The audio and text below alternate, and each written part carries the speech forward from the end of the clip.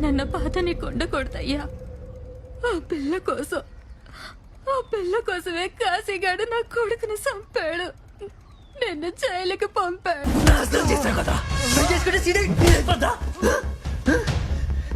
నేను పిలిస్తే ఇప్పుడే నాతో చేస్తాను. నేను చంపి తెచ్చుకుంటా.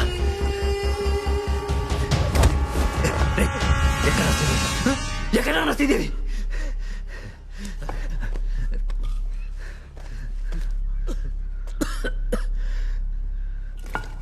పిలిస్తే వచ్చేస్తున్నారా? వెళ్ళి పిల్లరా. శ్రీదేవి ఎక్కడుందో తెలుసా? ఎక్కడుందో తెలుసారా?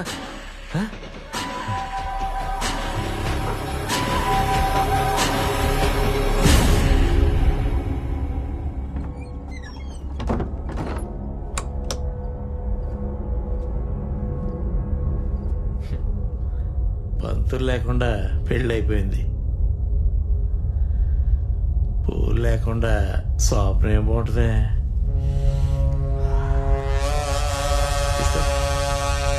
తీసుకో.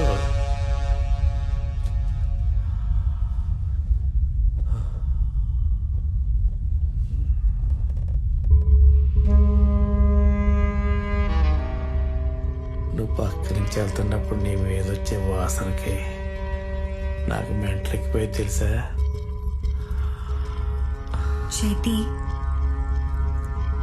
చైతి రా.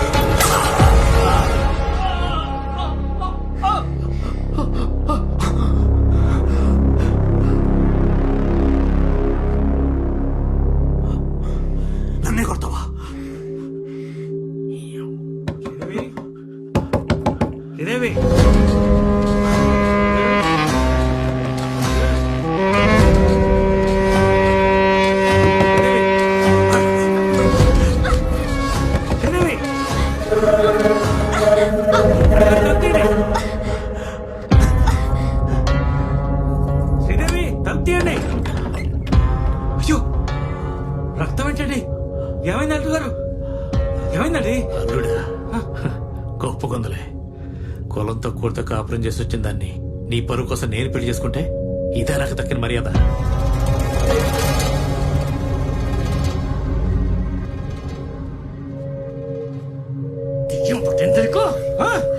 ఎందుకలా తయారయ్యావు?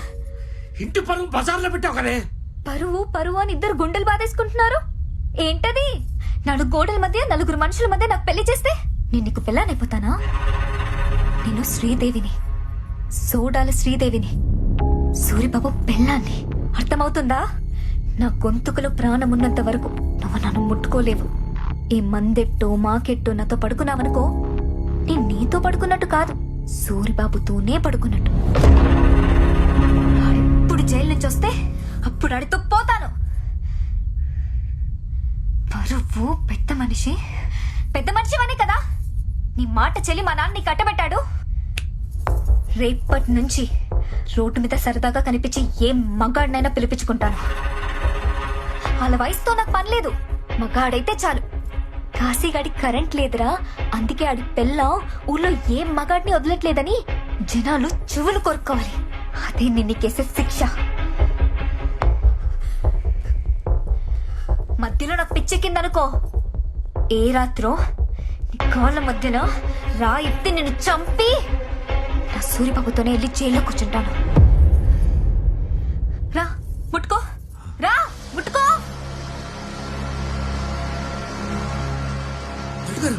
నేను మాట్లాడతానండి, నేను మాట్లాడతాను. అది పరిదగించింది, మన చేయి దాటిపోయింది. ఎన్నో కదా దాని బజారు మాటలు. పరువు కులం కుటుంబం అని ఓ ఇదైపోవడం కాదు. చూసుకో మరి ఆడొచ్చే వరకు దీన్ని జాగ్రత్తగా దాస్తావో దాని చేత నేనే దాని మొగుడిని అనిపించి మా ఇంటికి తెచ్చి చెప్తావు.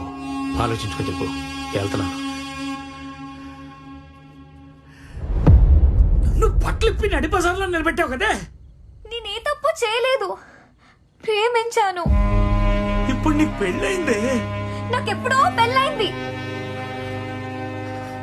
నన్ను వదులుకుంటావో లేదా కాశీగా నల్లుడు అనుకుని నీ పరువు వదులుకుంటావో నీ ఇష్టం.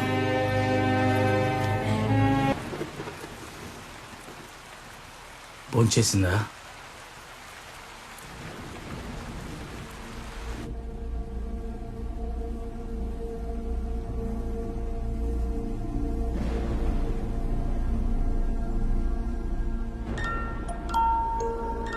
నేను బాగా ఆలోచించాను. ఇదంతా మనకు సరిపడదు.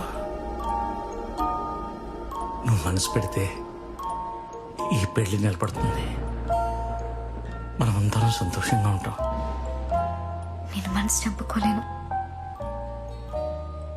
అయినా నేను చేసిన తప్పేంటి నాన్న? ఇదంతా తప్పేనమ్మా. నీకిప్పుడు పెళ్ళైపోయింది. ఇది మన కుటుంబ పరువుకు సంబంధించిన విషయం. మనసులో ఒకరిని పెట్టుకొని బయటకి ఇంకొకటితో కాపురం చేయడం కన్నా పెద్ద తప్పు ఇంకేముంటుంది నాన్న? తప్పు రేటు కాదు, పద్ధతులు ఉంటాయి కదా.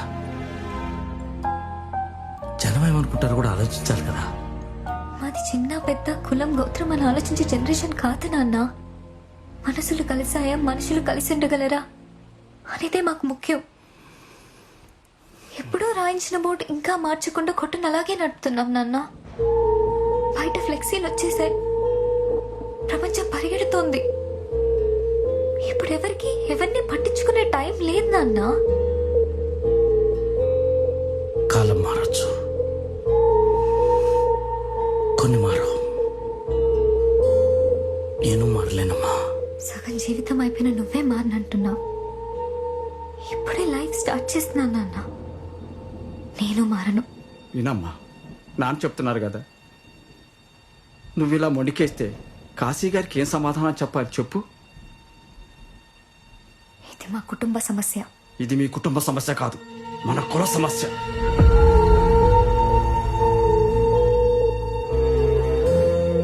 పిల్ల ఇల్లు దాటిపోయినప్పుడే చాలా దూరం వెళ్ళిపోయింది. మన చెయ్యి దాటిపోయింది. ఇక నీ ఇష్టం. చెయ్యి దాటిపోయిందని మనం చెయ్యి వదిలేలేం కదా. ఒక్క కూతురు, నా జీవితం నా ఇష్టమని కరాఖండిగా చెప్పాక మనమేదా దారికి వెళ్ళిపోవాలి. సరేనమ్మా, నీకు పెళ్లి చేస్తే సర్దుకుంటుంది అనుకున్నాను. జరిగిందేదో జరిగిపోయింది. నిన్ను కాదని చేయడానికే ఉంది. నీ పట్టు నాకు తెలుసు కదా. లే, భోంచేద్దాం. నాన్న, సూర్యబాబు చాలా మంచోడు నాన్న.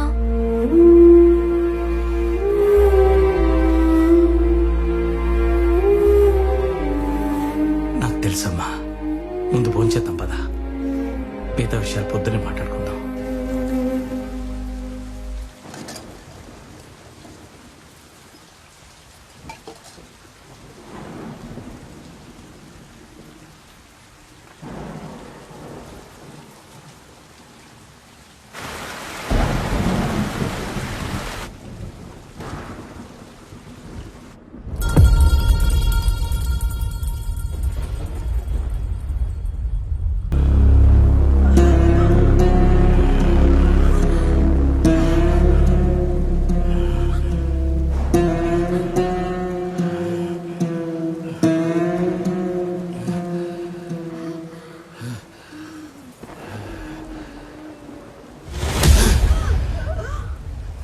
పిగిలిందంటే దాంతో పాటు నిన్ను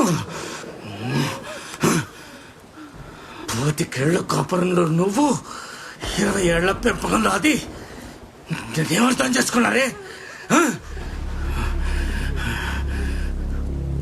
కులం తక్కువ తక్కువతో కాపురం చేసి పిల్లల కంటే నేను ఎత్తుకుని ముద్దులాడతాననుకుందా అది?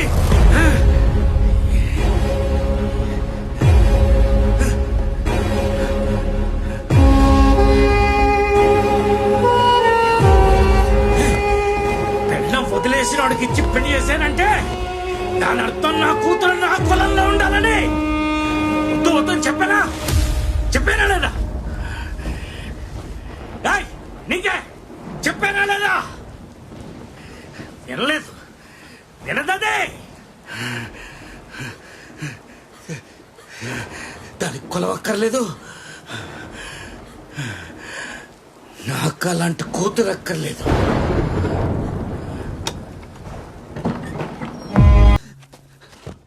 అబద్ధం చెప్తున్నావు కదా, అబద్ధం చెప్తున్నావు కదరా? రే కాశీ, రే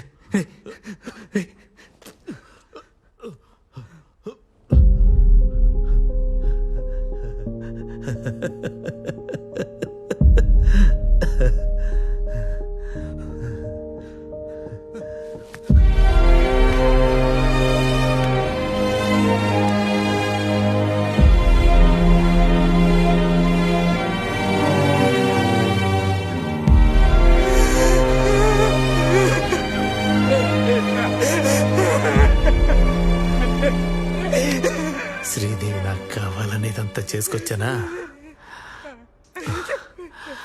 దాని బాబు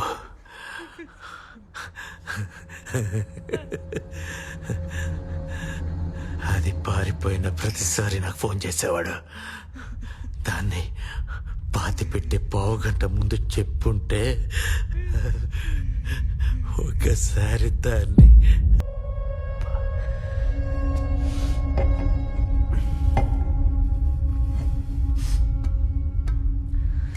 పరువు కోసం చేసావు కదా, ఏం సాధించావు చెప్పరా? పాతికేళ్ళు కష్టపడి నిలబెట్టిన కొట్టు లేదు, 20 ఏళ్ళు ఇష్టపడి పెంచిన కూతురు లేదు, బయటకు చూపించడానికి ముఖం కూడా లేదు. ఎక్కడ్రా నీ పరువు?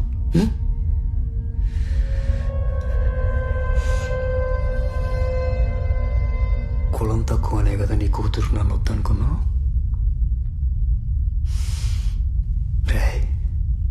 చేసే పని బట్టి కులాన్ని ఎవడో డిసైడ్ చేశాడు. కానీ ఇది తక్కువ కులం, అది ఎక్కువ కులం అని ఎవడో చెప్తాడు? ఎక్కడా రాసింది? మరి కూతురుని చంపి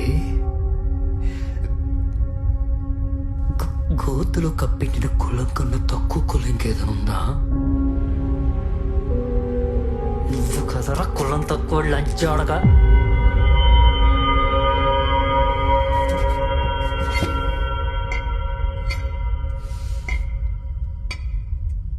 ఆ పిల్లతో 10 రోజులు తిరిగితే మర్చిపోలేక రోజు చచ్చిపోవాలనిపిస్తుందిరా. ఇంట్లో తిరుగుతున్న దీపాన్ని ఆర్పేసి చీకట్లో కూర్చున్నావు కదరా, ఎలా బతుకున్నారా? అంత కట్టిన నీ కులం, అంత గొప్పదా నీ పరువు?